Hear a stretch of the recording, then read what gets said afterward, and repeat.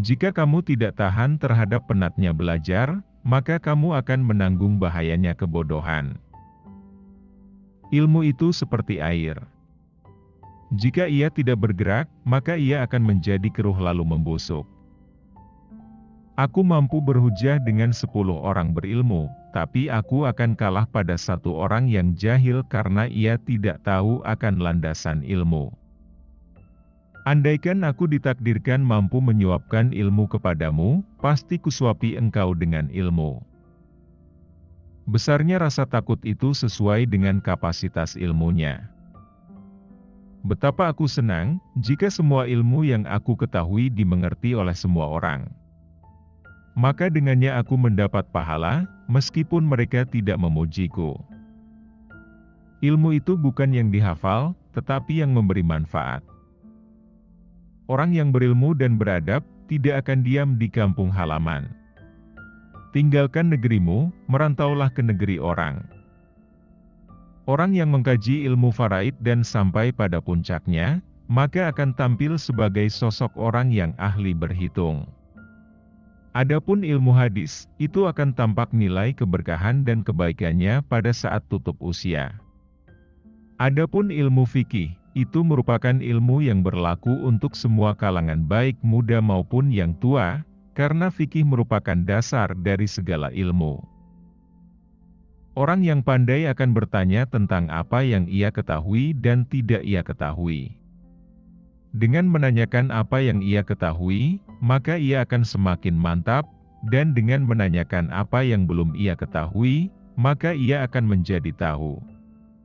Sementara orang bodoh itu meluapkan kemarahannya karena sulitnya ia belajar, dan ia tidak menyukai pelajaran. Siapa yang menghendaki kehidupan dunia, maka harus disertai dengan ilmu. Dan siapa yang menghendaki kehidupan akhirat, juga harus dengan ilmu. Cukuplah ilmu menjadi sebuah keutamaan saat orang yang tak memiliki mengaku-ngaku memilikinya dan merasa senang jika dipanggil dengan gelar ilmuwan. Cukuplah kebodohan menjadi aib saat orang yang bodoh merasa terbebas darinya dan marah jika digelari dengannya. Ilmu tidak akan dapat diraih kecuali dengan ketabahan. Ilmu itu adalah sesuatu yang bernilai positif, bukan yang menempel di kepala.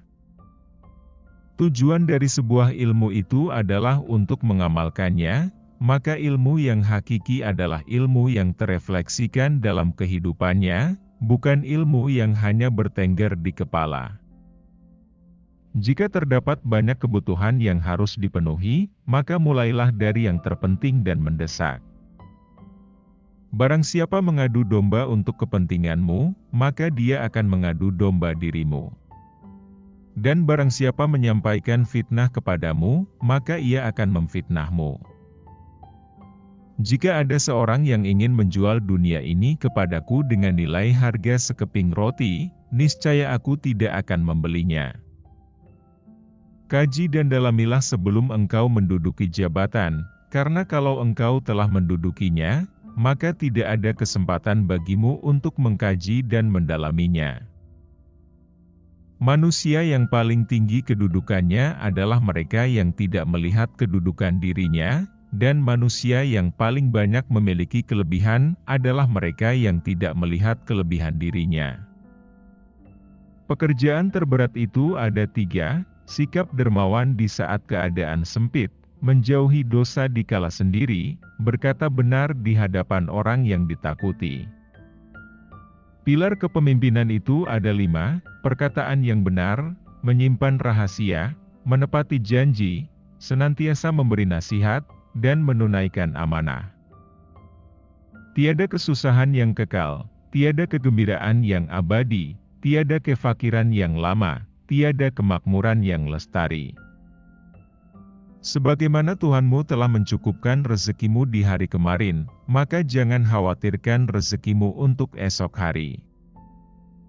Bumi ini amatlah luas, namun suatu saat apabila takdir sudah datang angkasa pun serasa sempit. Apabila sikap hatimu selalu rela dengan apa yang ada, maka tak ada perbedaan bagimu antara dirimu sendiri dan para hartawan. Banyak orang yang telah meninggal, tapi nama baik mereka tetap kekal. Dan banyak orang yang masih hidup, tapi seakan mereka orang mati yang tak berguna. Sebesar-besar aib, keburukan, adalah kamu mengira keburukan orang lain sedangkan keburukan itu terdapat dalam diri kamu sendiri. Jika pertemanan seseorang tidak memberimu manfaat maka jangan mengambil untung dengan memusuhinya. Setiap permusuhan bisa diharapkan kembali membaik, kecuali permusuhan orang yang melakukannya karena dengki. Berapa banyak orang yang telah berbuat kebajikan kepadamu yang membuatmu terbelenggu dengannya, dan berapa banyak orang yang memperlakukanmu dengan kasar dan ia memberi kebebasan kepadamu.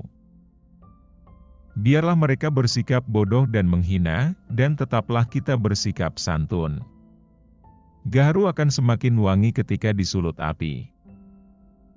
Jadikanlah diam sebagai sarana atas pembicaraanmu, dan tentukan sikap dengan berpikir.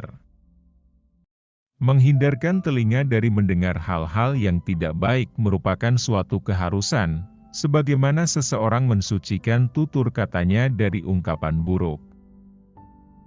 Perbanyaklah saudara semampu yang kau bisa. Mereka akan menjadi perut-perut dan punggung-punggung saat kau meminta bantuan. 1000 kawan tidaklah banyak. Seorang musuh barulah banyak. Silakan hina diriku sepuas kalian, aku akan tetap diam saja.